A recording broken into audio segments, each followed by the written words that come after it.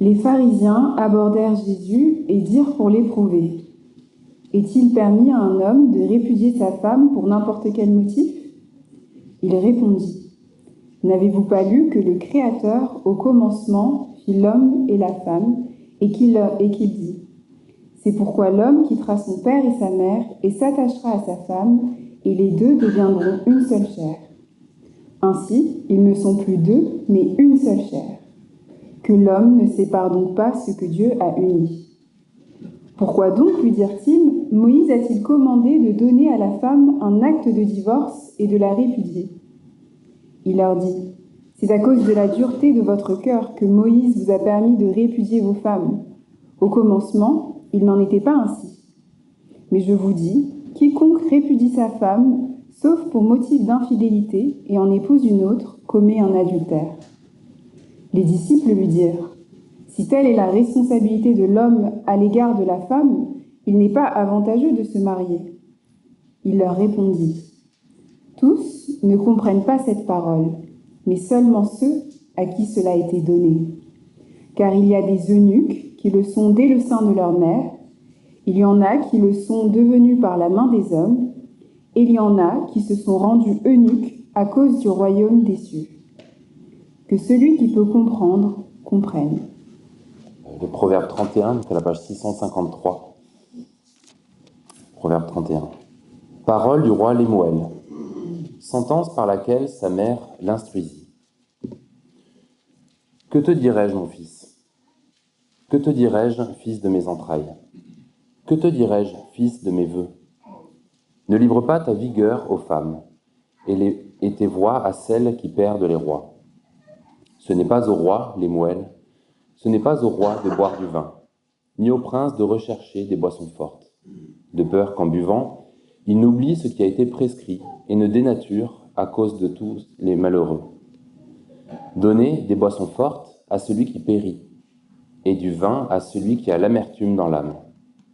Qu'il boive et oublie sa pauvreté, et qu'il ne se souvienne plus de sa peine. Ouvre ta bouche pour le muet, pour la cause de tous les délaissés. Ouvre ta bouche, juge avec justice, et défends la cause du malheureux et du pauvre. Qui trouvera une femme de valeur? Son prix dépasse beaucoup celui des perles. Le cœur de son mari a confiance en elle, et le bénéfice ne manquera pas. Elle lui fait du bien et non du mal, tous les jours de sa vie. Elle se procure de la laine et du lin, et travaille d'une main joyeuse. Elle est comme un navire marchand, elle amène son pain de loin. Elle se lève lorsqu'il fait encore nuit. Elle donne la nourriture à sa maison et ses instructions à ses servantes. Elle réfléchit à un champ et elle l'acquiert. Du fruit de son travail, elle plante une vigne. Elle met à ses reins la force comme ceinture, et elle affermit ses bras. Elle sent que ce qu'elle gagne est bon. Sa lampe ne s'éteint pas pendant la nuit. Elle met la main à la quenouille et ses doigts tiennent le fuseau. Elle ouvre ses mains pour le malheureux. Elle tend la main aux pauvres. Elle ne craint pas la neige pour sa maison, car toute sa maison est vêtue de cramoisis. Elle se fait des couvertures, elle a des vêtements de fin lin et de pourpre. Son mari est considéré aux portes, lorsqu'il siège avec les anciens du pays. Elle fait des chemises et les vend. Elle livre des ceintures aux marchands. Elle est revêtue de force et de dignité. Elle se rit de l'avenir. Elle ouvre la bouche avec sagesse, et un enseignement bienveillant est sur sa langue. Elle surveille la marche de sa maison. Elle ne mange pas le pain de paresse. Ses fils se lèvent et la disent heureuse. Son mari se lève et lui donne des louanges. Beaucoup de filles ont une conduite de valeur, mais toi, tu les surpasses toutes. La grâce est trompeuse et la beauté est vaine. La femme qui craint l'Éternel est celle qui sera louée. Donnez-lui du fruit de son travail et qu'aux portes ses œuvres la louent. Quel sujet? Dois-je trouver un conjoint? On a déjà commencé cette série avec 2 prédications que Étienne a livrées ces dernières 2 semaines. Donc, je veux poser un peu de contexte avant d'aller plus loin. On a commencé avec le fait que, selon le bon dessein de Dieu, le mariage est pour un homme et une femme pour toujours, et que c'est au sein de cette complémentarité et ce cadre sécurisé qu'on puisse éduquer les enfants et que la population, l'humanité puisse s'épanouir et peupler la terre et rendre gloire à Dieu. C'était un bon dessein de Dieu depuis le commencement. Et puis la chute, avec Genèse 3. On a vu que à cause de la rébellion de l'humanité, le fait qu'on a décidé de faire notre choix de vie, de décider pour nous-mêmes ce qui est le bien et le mal et rejeter le bon dessein de Dieu, tout a été éclaté. Et maintenant, toutes les divisions entre hommes et femmes et le fait que le mariage ne va pas toujours bien, il y a tellement de dégâts à cause de cette racine, cette rébellion, péché de l'homme contre Dieu. Et maintenant, on arrive à ce sujet de conjoint. Dois-je trouver un conjoint? Donc, on va regarder le sujet du célibat et de se mettre en couple. C'est un sujet vaste. Donc, je vais essayer de juste simplement me concentrer sur les choses essentielles, ce que la Bible dit. Mais pour répondre à cette question, dois-je trouver un conjoint? Je pense qu'il faut d'abord avoir un peu de contexte, comprendre le contexte dans lequel nous vivons, si on va vraiment être capable de voir en quoi on est influencé dans notre interprétation de cette question. Donc, commençons avec ce graphique. Là, on a les pourcentages des célibataires par tranche d'âge qui suit les dernières 100 années. Et à la gauche, on a les hommes, à la droite, on a les femmes. Et la courbe rouge, ça représente les gens entre 25 et 29 ans. Bleu, 30 ans à 34 ans. Et vert, 50 ans. Et ce qu'on peut noter tout de suite, c'est que ça monte presque en flèche depuis les années 70. Il y a quelque chose de différent qui se passe dans cette société. Alors, c'est pas la France, c'est du Japon. J'ai lutté pour trouver des chiffres aussi précis et qui étaient déjà mis en graphique pour la France. Je ne pouvais pas trouver. Et je ne voulais pas vraiment demander à ChatGPT de créer un au cas où c'était un peu pas correct. Mais ce qu'on voit au Japon n'est pas abnormal. C'est exactement ce qui se passe dans la plupart des pays développés dans le monde. Japon juste à peut-être 10, 20, 30 ans d'avance sur nous. C'est ce qui se passe dans la France, au Royaume-Uni, au Corée du Sud, assez partout, en Italie, aux États-Unis.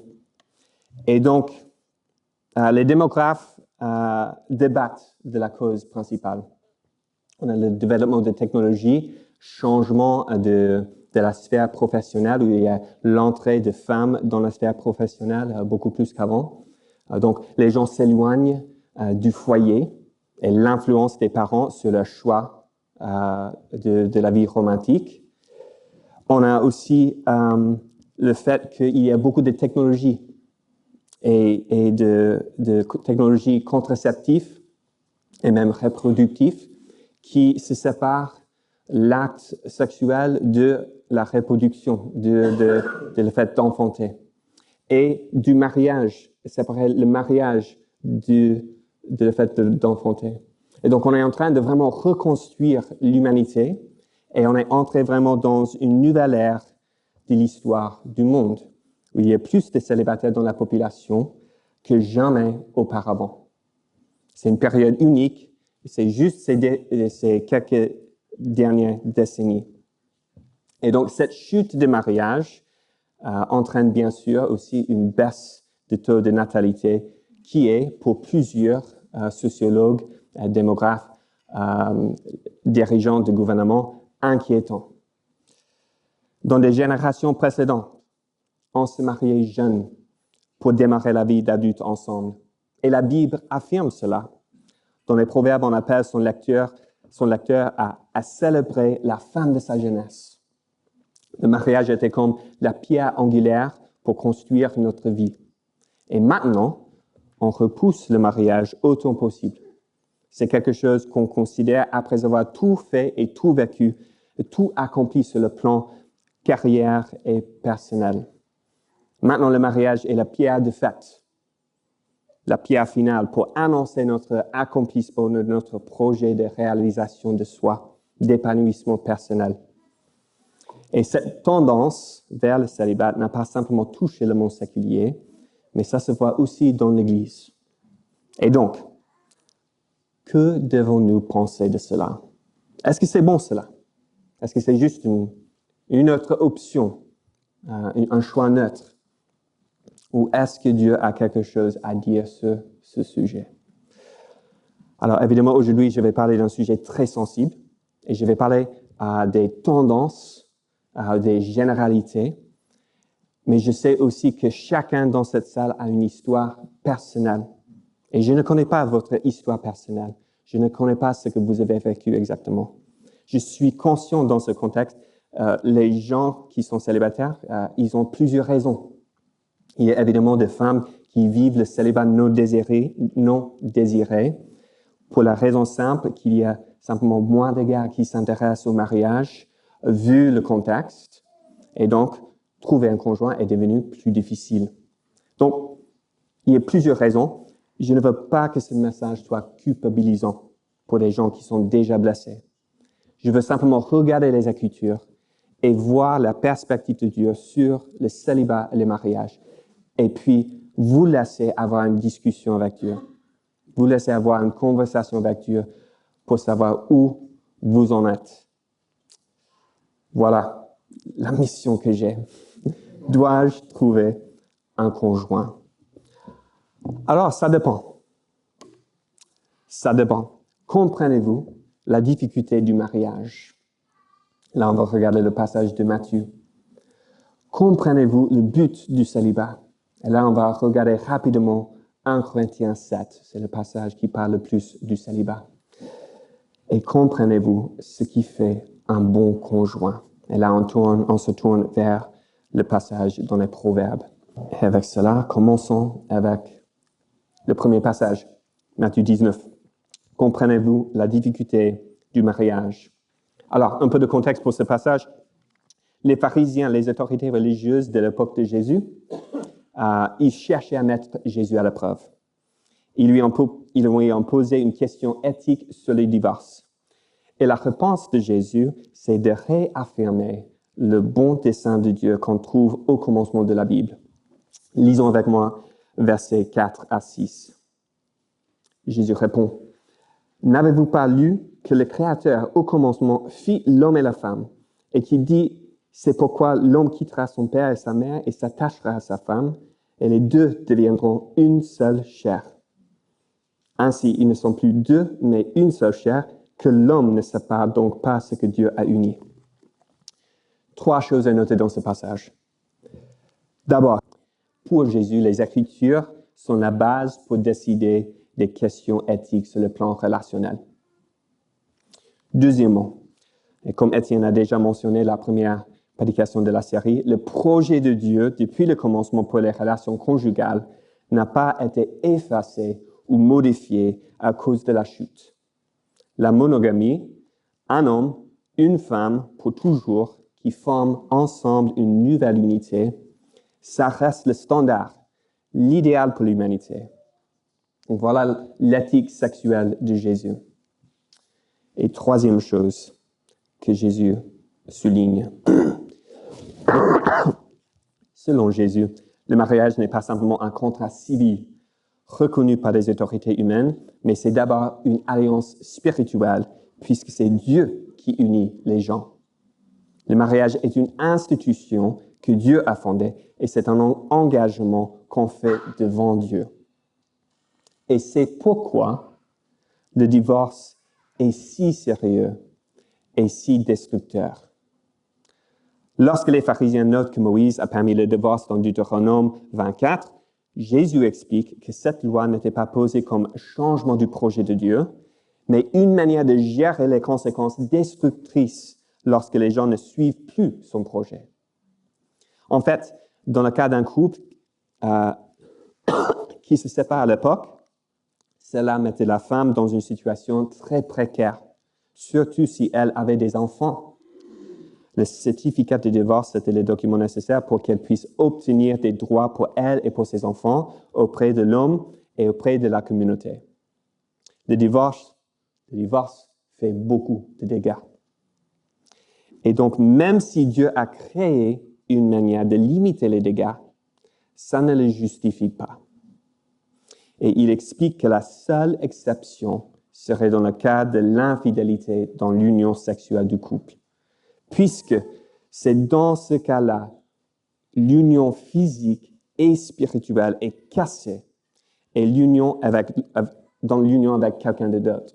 Donc, on casse vraiment le symbole et l'essence de l'alliance.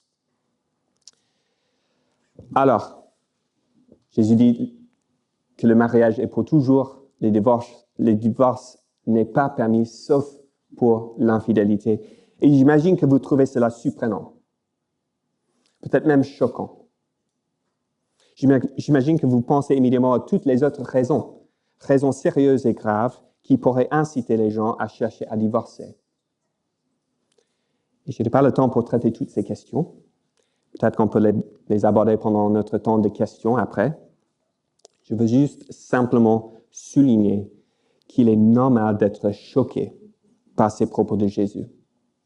Les gens du premier siècle étaient aussi choqués. Verset 10, les disciples. Toujours les disciples, ils sont marrants.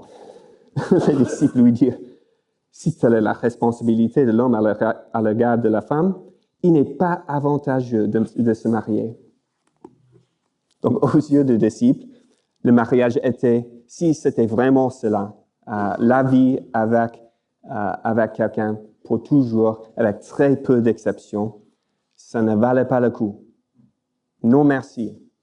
Je préfère rester célibataire au lieu d'être enchaîné à vie avec quelqu'un que je n'aime pas. Mieux vaut rester libre que risquer l'esclavage. Et peut-être que c'est un peu vos sentiments aussi. Soyons honnêtes.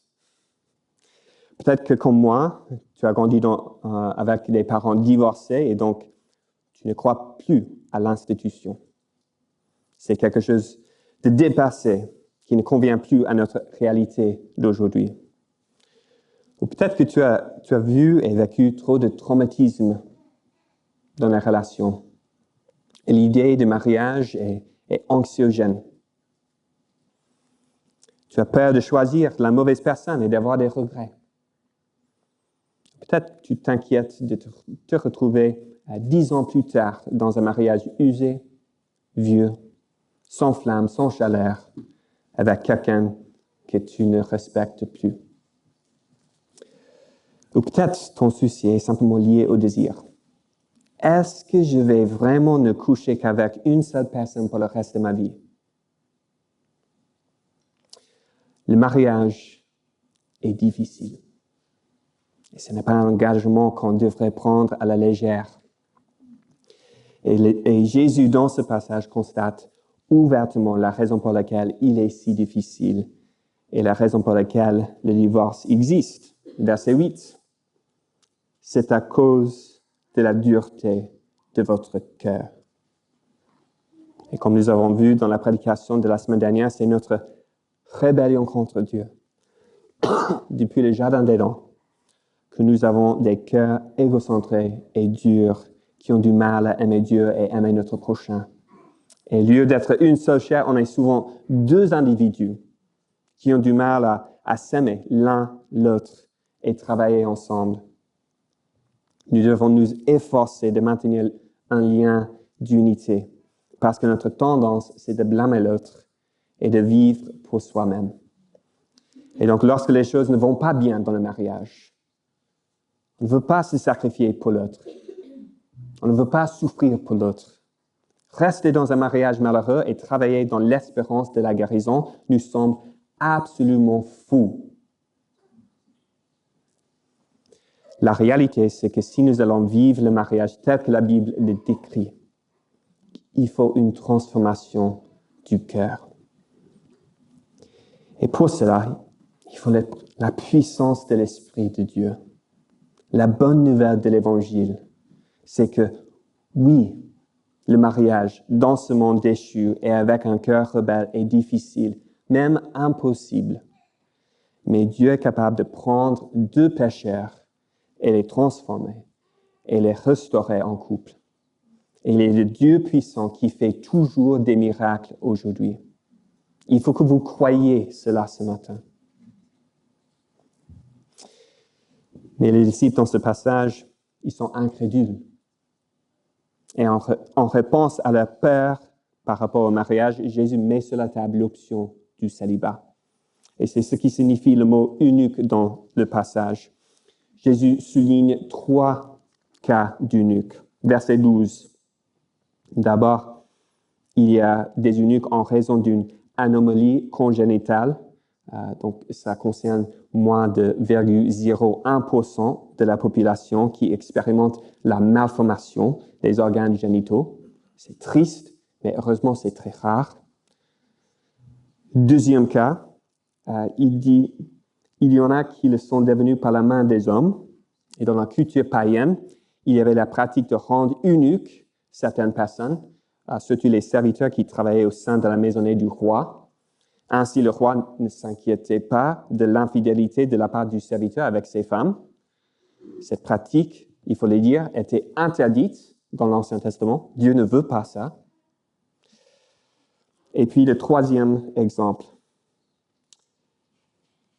Et il y en a à qui se sont rendus eunuques à cause du royaume des cieux.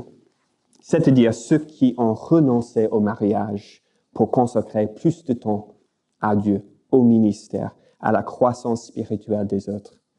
Il parle d'être eunuque dans le sens pratique, au sens pratique, pas littéralement ou physiquement. Donc être eunuque, dans l'Ancien Testament, n'était pas, dans la culture ancienne, n'était pas une position désirable. C'était un sujet de deuil de ne se jamais marier et de ne jamais enfanter. Selon Jésus, choisir de rester célibataire, c'était un sacrifice à faire intentionnellement avec des buts et pour des buts éternels. C'était quelque chose, selon le verset 11, que tous ne comprennent pas et seulement ceux à qui cela est donné peuvent recevoir cette parole. Et donc, cela me conduit au deuxième point. Dois-je trouver un conjoint? Voilà, ça dépend. Comprenez-vous le but du célibat? J'imagine que dans cette salle, il y a peut-être quelques personnes qui ne veulent pas être mariées. Et notre société est de plus en plus construite pour des non-mariés.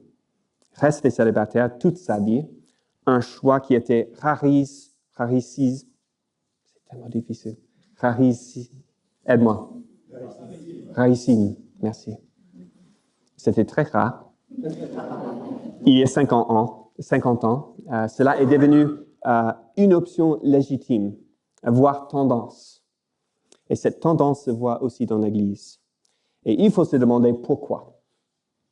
Pourquoi voyons-nous la même tendance parmi les chrétiens? Est-ce que c'est un changement neutre ou est-ce que nous avons adopté cette même mentalité? Souvent, lorsqu'on parle du célibat, on se tourne vers les propos de Paul dans 1 Corinthiens 7. C'est le discours le plus long et plus direct sur le sujet. Et on n'a pas le temps pour regarder tout le passage. Donc, je vais juste noter quelques points qui sont utiles. Si cela vous intéresse, en fait, on a prêché sur ce passage il y a 4 ans. C'est sur notre chaîne YouTube. Vous pouvez regarder. Donc, je vais simplement lire une partie où Paul parle de l'avantage du célibat et comment nous devrions comprendre le célibat et le mariage à la lumière de l'Évangile. Et pour contexte, dans cette lettre écrite quelques décennies après Jésus, Paul répond aux questions que l'Église à Corinthe avait sur la spiritualité. Il y a eu des personnes qui pensaient que avoir des relations sexuelles était un péché en soi, ou au moins que c'était plus sain ou plus spirituel de rester célibataire ou de ne pas avoir des relations sexuelles avec son conjoint. Donc voilà le contexte mental, culturel à l'époque. Et donc ça, c'est l'atmosphère. Et donc Paul voulait d'abord contredire cet enseignement faux et en même temps, voulait encourager des gens à valoriser le célibat pour la cause de l'Évangile. Lui-même était célibataire et l'a trouvé très avantageux pour son ministère. Donc avec cela en tête, je vais lire ce passage 1 Corinthiens 7. On est aux pages dans la Bible 190 ou 190, 11. 191. Oui, merci. Tu es un frère. Commençons avec verset 25. Pour ce qui est des villages, je n'ai pas d'ordre du Seigneur, mais je donne un avis à un homme que le Seigneur, dans sa miséricorde, a rendu fidèle. Il parle de vierge. La plupart du monde se mariait tôt, jeune, c'est-à-dire vierge était un mot utilisé juste pour parler des célibataires. Donc, et puis Paul, il explique qu'il ne donne pas un commandement de Dieu, mais son avis qu'il trouve très utile, une sagesse. Voici donc ce que j'estime bon. À cause des calamités présentes, il est bon à un homme d'être ainsi. Es-tu lié à une femme, ne cherche pas à rompre ce lien. N'es-tu pas lié à une femme, ne cherche pas de femme. Dans le cas où tu te mariais, tu ne pécherais pas. Et dans le cas où la vierge se marierait, elle ne pécherait pas. Mais ces personnes auront des afflictions dans la chair. Or, moi, juge de ménagement à votre égard. Donc, c'est pas un péché de se marier, mais il dit qu'ils vont avoir des afflictions dans la chair, des difficultés, des problématiques, des soucis qui viennent avec d'avoir un conjoint et d'avoir des enfants. Continuons. Et regardons sa perspective éternelle. Voici ce que je dis. Frères, le temps est court. Désormais, que ceux qui ont une femme soient comme s'ils n'en avaient pas. Ceux qui pleurent comme s'ils ne pleuraient pas. Ceux qui se réjouissent comme s'ils ne se réjouissaient pas. Ceux qui achètent comme ils ne possédaient pas. Et ceux qui usent du monde comme s'ils n'en usaient réellement pas. Car la figure de ce monde passe. Donc, selon Paul, l'Évangile relativise la valeur de toute chose. Il parle du temps court au verset 29, et donc, c'est-à-dire sur le plan eschatologique, les choses finales de l'histoire, on est dans ce que la Bible appelle les derniers jours. Le Seigneur Jésus a promis de retourner et achever son plan de restauration pour toute création. Il va juger les vivants et les morts, et la chose qui aura lieu avant cela, c'est la propagation de l'Évangile parmi toutes les nations. Et c'est exactement ce qu'on voit dans l'histoire du monde. Et pour croire que la lumière de cette réalité, on devrait vivre différemment. Ça devrait façonner notre perspective et nos priorités, y compris le mariage et le célibat. C'est-à-dire, le mariage n'est pas la chose la plus importante. Souvent, on pense juste à un changement entre une culture traditionnelle vers une culture moderne ou post-moderne. On n'est pas là pour discuter de cela. Il y a des cultures traditionnelles qui valorisent trop le mariage et que ça devient de l'idolâtrie. Et là, il est en train de dire il y a quelque chose de plus important et c'est l'Évangile.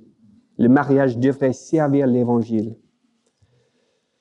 Lorsqu'on suit Jésus, on se rend compte que les choses de ce monde sont temporaires et forcément secondaires. Et voyons cela, Paul veut sécuriser le célibat pour travailler pour le royaume éternel. Et c'est son argument dans le verset suivant, 32. Or, je voudrais que vous soyez sans inquiétude. Celui qui n'est pas marié s'inquiète des choses du Seigneur, des moyens de plaire au Seigneur. Celui qui est marié s'inquiète des choses du monde, des moyens de plaire à sa femme. Et il est partagé. De même, la femme, son mari, comme la Vierge, se soucie des choses du Seigneur. afin d'être sainte de corps et d'esprit. Et celle qui est mariée s'inquiète des choses du monde, des moyens de plaire à son mari. Je dis cela dans votre intérêt. Ce n'est pas pour vous tendre un piège, c'est pour vous porter à ce qui est bienséant et propre à vous attacher au Seigneur sans tiraillement. Donc la logique est simple. Lorsque vous êtes marié, votre temps, votre énergie, votre intérêt sont partagés. Vous êtes tiraillés. Vous êtes moins libre pour servir le Seigneur. Et Paul n'était pas comme les autres apôtres qui étaient mariés. Il a pu voyager partout dans le monde, travailler jour et nuit, rester plusieurs jours sans manger et risquer sa vie en mer et auprès de ses ennemis sans jamais s'inquiéter pour une femme ou des enfants. Et puis, il dit des autres apôtres, « J'ai travaillé plus que tous. » Ben évidemment, c'est pas juste. Le fait qu'ils étaient mariés a probablement joué dans l'équation. Ils n'étaient pas aussi libres que lui. Et je vois ce phénomène dans ma vie, tout le temps. J'ai tellement de choses que je veux faire. Et je n'ai simplement pas le temps parce que j'ai une famille. J'aimerais bien poursuivre plus des études. J'aimerais passer plus de temps avec mes voisins et mes amis qui ne connaissent pas encore le Seigneur. Je ne peux pas travailler 60 heures par semaine, même si j'aime ce que je fais pour l'Église et pour Dieu, parce que j'ai déjà 4 disciples à la maison que je ne peux pas déléguer à quelqu'un d'autre. Je ne peux pas déléguer la croissance spirituelle de mes enfants à quelqu'un d'autre. Travailler trop va forcément porter sur le temps que je leur dois.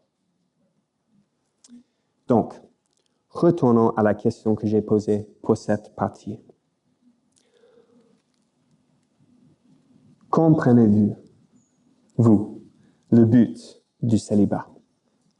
Et ma peur, c'est que l'Église occidentale est pleine de célibataires, non pas parce que tellement de monde a décidé de sacrifier le mariage pour consacrer leur vie au service de l'Évangile, mais plutôt parce que nous suivons la vision du célibat du monde.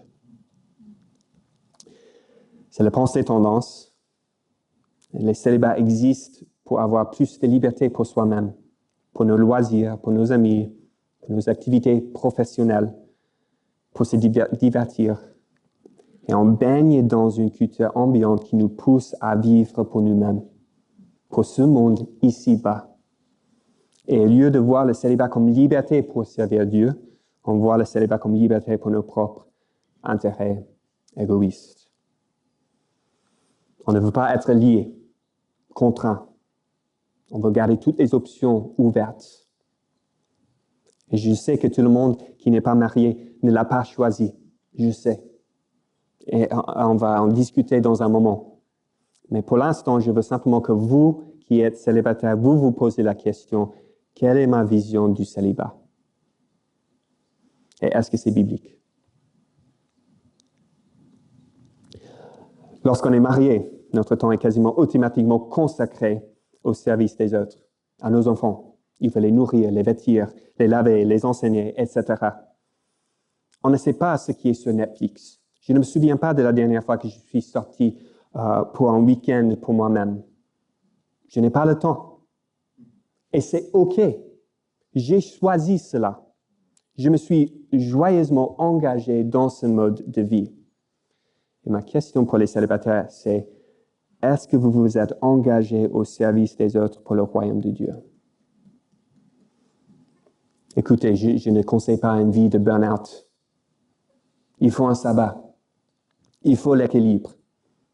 Mais il faut aussi le sacrifice. Jésus nous dit, si quelqu'un veut venir après moi, qu'il renonce à lui-même, qu'il se charge de sa croix et qu'il me suive. Quiconque, en effet, voudra sauver sa vie, la perdra. Mais quiconque perdra sa vie à cause de moi et de l'Évangile, la sauvera. On va voir ce texte dans nos coupes de semaine cette semaine. Et ça applique également aux mariés et aux célibataires. On est tous appelés à une vie de service, de donner notre vie aux autres pour l'Évangile. Et Dieu nous promet plus de joie en faisant cela. Voilà. Est-ce que l'Évangile est si grand dans notre mentalité que ça réorganise notre perspective?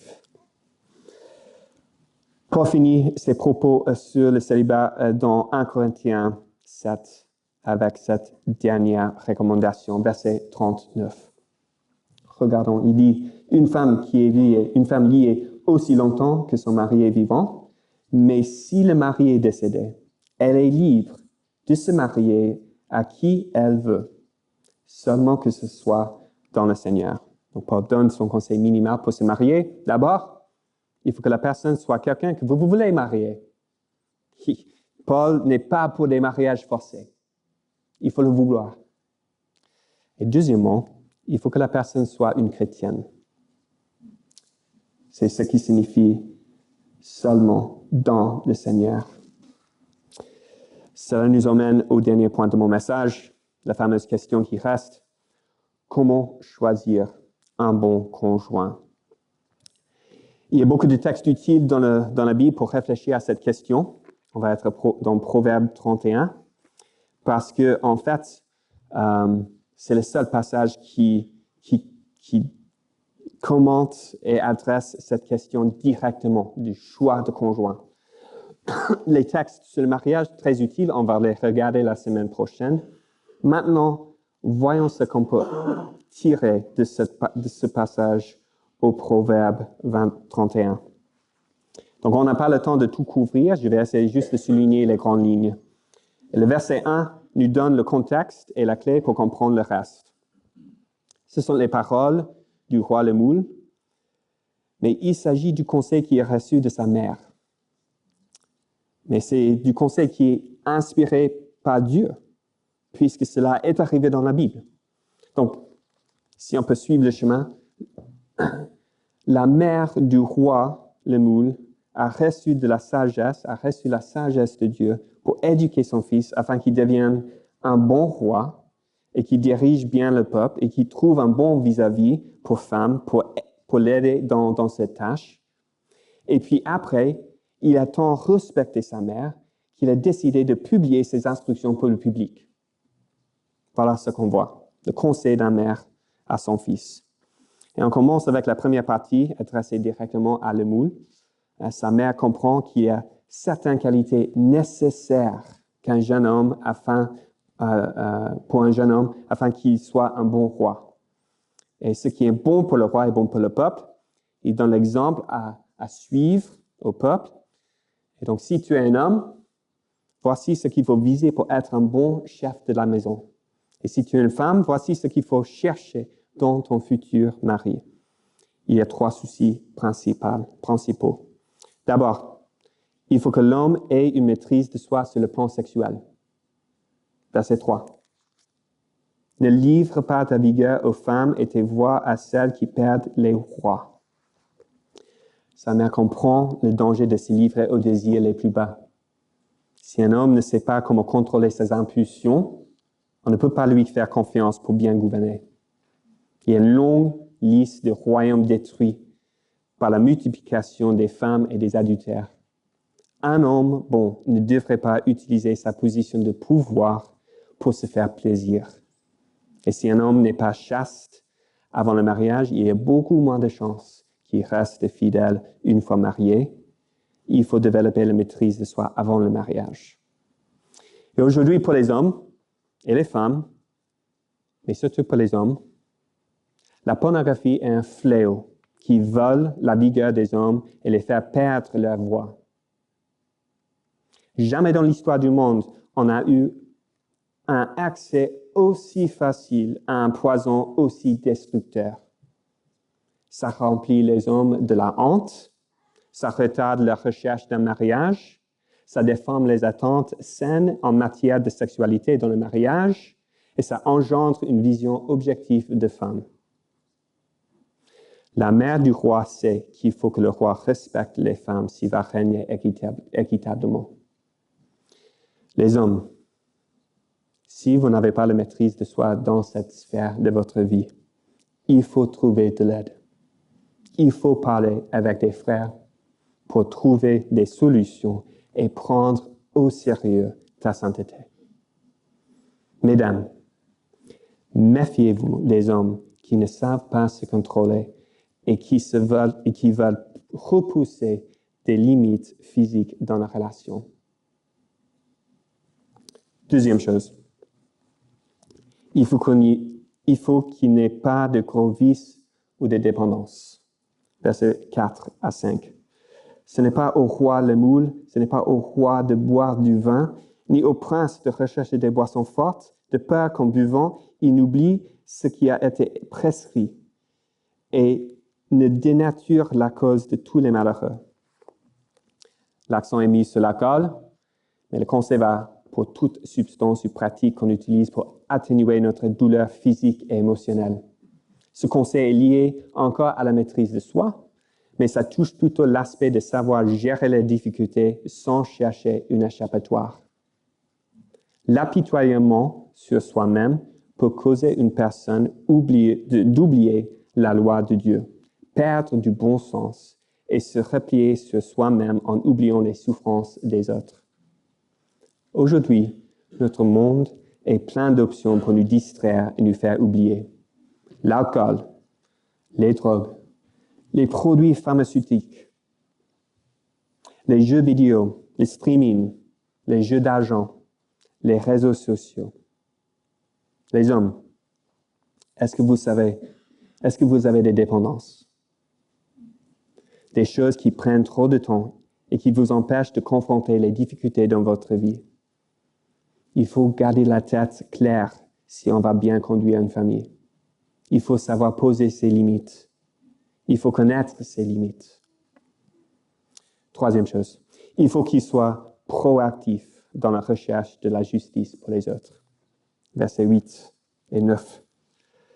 Ouvre ta bouche pour le muet, pour la cause de tous les délaissés. Ouvre ta bouche, juge avec justice et défends la cause du malheureux et du pauvre. Il faut que le roi soit juste pour rendre justice aux autres. Le roi ne devrait pas utiliser sa position de pouvoir pour maximiser ses profits et revenus. Il ne devrait pas laisser les lobbies puissants conduire sa politique. Il recherche la justice pour les petits, ceux sans voix, ceux sans pouvoir. Un bon papa n'organise pas sa maison autour de ses propres intérêts, mais ceux du royaume de Dieu.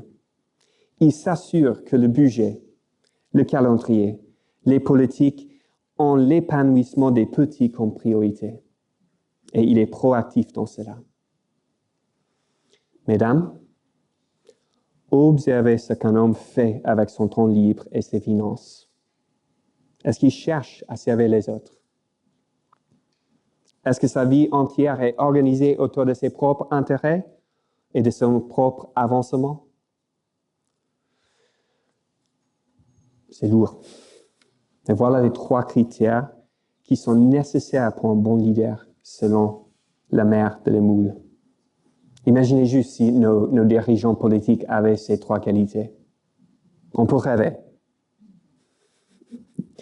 Comment cela compare avec les critères souvent recherchés pour un bon mari? On nous dit qu'il faut qu'il soit beau, qu'il soit grand, qu'il sait bien s'habiller, qu'il soit riche, intelligent, bien cultivé, qu'il ait de l'humeur et qu'il ait son propre appartement dans l'11e. Et quels sont vos critères? Qu'est-ce qui est sur votre liste? Et notons dans le passage l'accent mis sur le caractère de l'homme. Il est juste, maîtrise de soi, respect pour les autres, abnégation. Ces qualités figurent-elles en tête de votre liste? Et ma peur, c'est que les femmes ont souvent des critères non bibliques et démesurés, impossibles. Et donc, elles passent à côté des hommes qui seraient de bons conjoints. Maintenant, on passe à la partie consacrée aux femmes. Je vais essayer d'aller rapidement, je sais que le temps court. Je veux poser la même question aux hommes maintenant. Quels sont vos critères pour une bonne conjointe? Qu'elle soit belle, qu'elle ait une personnalité charmante, qu'elle soit d'une culture spécifique ou qu'elle ait des cheveux d'une certaine couleur. Ce n'est pas une mauvaise chose d'avoir des préférences. Et oui, on devrait trouver notre épouse attirante, bien sûr. Mais est-ce que vous avez des bonnes priorités dans le choix d'une conjointe potentielle? Trop souvent, les hommes ont comme priorité numéro 1 la beauté. On pense tout de suite de tous les hommes riches qui acquièrent une potiche, une femme trophée. Mais regardons ce que la Bible appelle une femme de valeur. La mère de la moule veut réorienter les priorités de son fils et elle dépeint l'image idéale d'une femme. Et notons ce qui est valorisé. D'abord, elle a une bonne relation avec son mari et elle est fidèle. Verset 11. Le cœur de son mari a confiance en elle et le bénéfice ne manquera pas. Elle lui fait du bien et non du mal tous les jours de sa vie. Deuxième chose, elle est travailleuse. Elle travaille avec joie. Verset 13. Elle se procure de la laine et du lin. Elle travaille d'une main joyeuse. Et puis verset 14, son travail amène des biens, même de terres lointaines. Verset 15, elle se lève tôt pour nourrir sa famille et elle sait diriger une équipe. Verset 16, elle est sage dans ses affaires et s'investit dans l'immobilier. Verset 18, elle travaille même la nuit. Verset 24, elle gère sa propre entreprise. Bref, elle sait bosser. Elle n'est pas paresseuse. Mais notons que son travail est axé sur le foyer. Verset 21. Elle ne craint pas la neige pour sa maison, car toute sa maison est vêtue de cramoisis. Et verset 27. Elle surveille la marche de sa maison. Elle ne mange pas le pain de paresse. Sa priorité est le bien-être de sa maisonnée, tandis que son mari se trouve au verset 23, aux portes de la ville, ce qui était à l'époque le centre public pour la vie politique, administrative et économique. Elle est la force derrière son mari et elle est reconnue pour son œuvre dans la sphère publique, verset 31. Donc, on est loin de la caricature d'une femme qui est verrouillée, isolée à la maison, que personne ne voit, elle ne s'engage pas dans la sphère publique. Elle travaille, elle a son propre entreprise, elle est engagée, mais sa priorité reste sa maisonnée. Troisième chose, elle est forte et courageuse. Verset 17. Elle met à ses reins la force comme ceinture et affermit ses bras. Et verset 25. Elle est revêtue de force et de dignité. Elle se rit de l'avenir. Ce n'est pas une femme fébrile et craintive.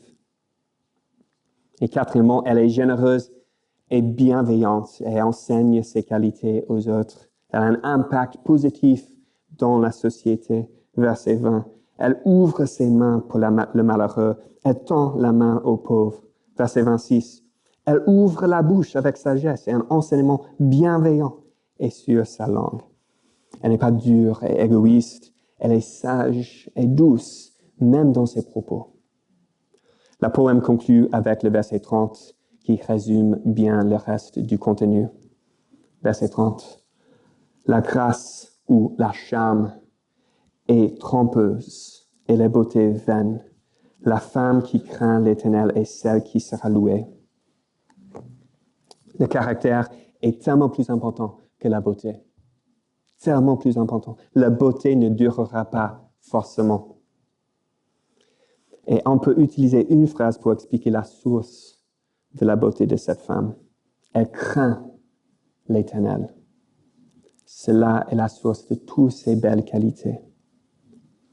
Encore, ma peur pour les hommes célibataires dans l'Église, c'est que vous négligiez trop de personnes qui feraient d'excellents conjoints à cause des priorités mal placées.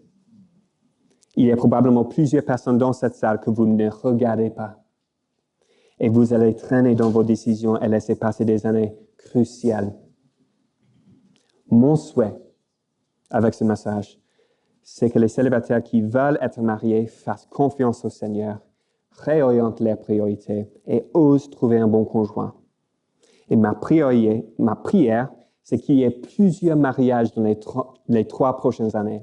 Je prie cela spécifiquement. Et il y a un baby-boom qui suit. Mais je prie aussi pour les gens qui veulent rester célibataires, qui soient renouvelés dans leur consécration au Seigneur. Je prie que Dieu utilise ce message pour faire épanouir et grandir ces personnes et son Église en maturité, en nombre. À ce propos, je veux m'adresser aux célibataires qui souhaitent être mariés et qui ne le sont pas. Et peut-être que vous êtes devant la possibilité de rester célibat pour toute votre vie. Ce n'est pas facile de vivre ce que vous vivez. Soyons honnêtes. Et d'une manière, c'est l'un des résultats de la chute de notre culture dysfonctionnelle. Je veux vous laisser avec un mot d'encouragement et d'espérance que Dieu donne dans les Écritures. On est dans Ésaïe 56.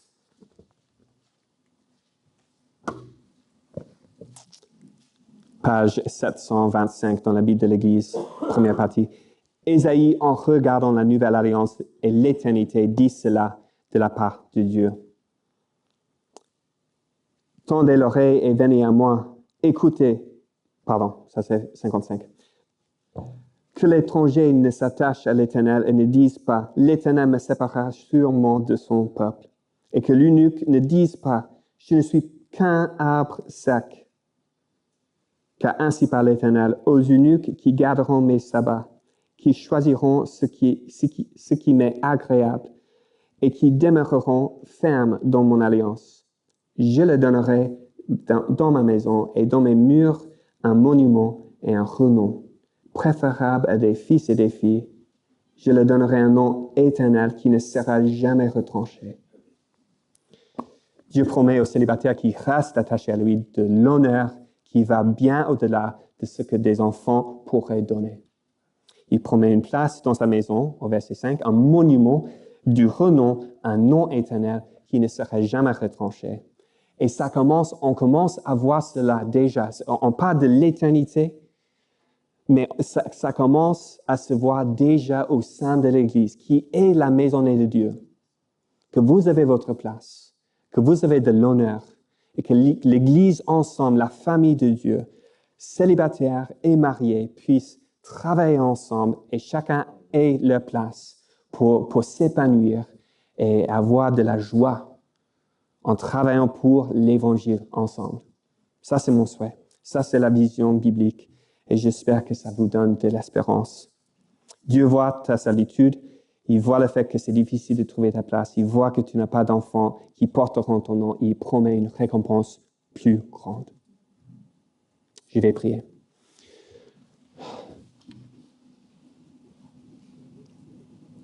Seigneur, Père, tes desseins sont bons et on te fait confiance avec tes écritures, avec tes projets. Et je prie, Seigneur, que tu nous fais grandir dans notre amour pour toi et qu'on puisse aligner nos priorités avec les tiennes. Et je prie, Seigneur, que nous soyons mariés ou célibataires, que ton évangile prime dans notre vie. Seigneur, je prie pour plus de mariages et je prie pour les célibataires qui sont contentes et heureuses de travailler pour quelque chose qui va durer pour l'éternité. Guide-nous en tant qu'Église. Aide-nous de s'encourager mutuellement et de marcher les uns avec les autres dans notre propre don et appel et état de vie. Amen.